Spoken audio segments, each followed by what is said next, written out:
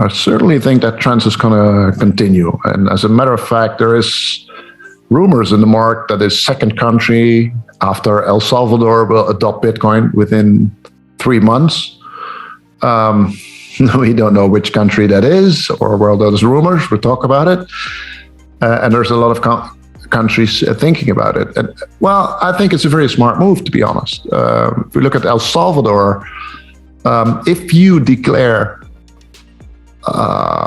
Bitcoin as a strategic advantage, as a technology that will help your country and your citizens, and you make it legal tender like El Salvador did, then you attract a lot of Bitcoiners, technology, brains, capital, and much in the same way that America did with the Silicon Valley. If you embrace technology like Silicon Valley did, you attract all the engineers and all the capital and venture capital, and that will bring great prosperity to your country. So I think what El Salvador did was very wise. We saw it playing out last couple of months, and El Salvador is now one of the few countries in that region that has a positive growth trend in tourism, in general economic growth. It's especially countries with a currency of their own that doesn't do very well because they made policy mistakes in the past. They printed too much money. They had too ambitious government programs that had to be financed, and so countries like Venezuela, Turkey, Brazil, Mexico would be ideal candidates to make Bitcoin legal tender, like El Salvador did, and I'm sure that will bring great prosperity, and it will cut the power that the IMF has over you. So yeah, it's a risk as well, because the IMF will fight like it does with El Salvador, and it will maybe not extend your loans, and you will have some troubles there. But the money will come from different parties, from Bitcoin investors, from venture capitalists.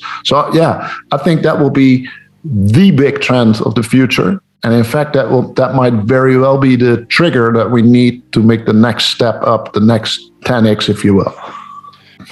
Oh, I subscribe to it very much. I think it's very true. The whole Bitcoin concept is full of this kind of game theoretical elements, and it's the same game theoretical thing that's also true for individual investments. Like the early ones get all the profits, and the earlier you get in, the more profit you make. I mean, Anthony was telling about $20,000 Bitcoin the last time we spoke. I think that was about the time that your fund also started, which obviously, looking back, was a very nice entrance level that current investors cannot make, and that will be the same with countries. So I don't know what the average price level was that El Salvador started investing, but yeah, the first mover advantage is huge, and it's a difficult. It must be a very difficult decision, as it is a difficult decision for individual investors, and especially for institutional investors, but certainly even more for countries. But I guess you don't have to go all in. You can, like El Salvador, also they have two legal currencies, legal tender. It's the dollar is also usable in El Salvador, so you can start slowly in that game. Yeah, I think there's legitimate fear for more countries doing the same as El Salvador did, and that of course diminishes the power that the IMF has, and that the central banks, especially the U.S. central bank, has over countries like that. So I would be very afraid. I don't think they can stop it unless with force, and we've seen many examples in the past that, of course, the diplomatic and financial aid is the first step, and then force is the second step. So it's, I think it's very, very interesting to see what happens and what the IMF does next, because it urged El Salvador to cut the legal tender standard for Bitcoin, but El Salvador said no. So what's the IMF's next move? They must be very afraid, because El Salvador is a very small country. It doesn't have an impact on the world economy. So why are they so aggressively and so fiercely fighting El Salvador? It's an interesting question. I don't have the answer, but sure to watch it very closely. That's, of course, exactly what the IMF is doing. And it's not very different than what normal banks are doing, right? And I'm saying this as a guy that worked for banks and insurance companies and pension companies.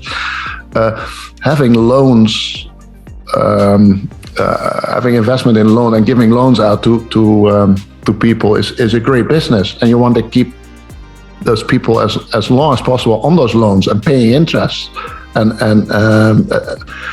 So the best thing that would happen is if a person or a country, in the case of IMF, would get, you would provide the loans, and they'll pay the interest, and you'll keep them on the loan, on the leash, as long as possible, because you have full control over those persons. And I guess it's very brave of El Salvador to get loose from that position, and it might be because there was really no other way, but it might also be because they have a volcano, they have some economic power too, so they can build on that, and the same is true for persons. You can work, you can get rid of your loans, your Visa card loans, and all that, and I think it's a very smart move.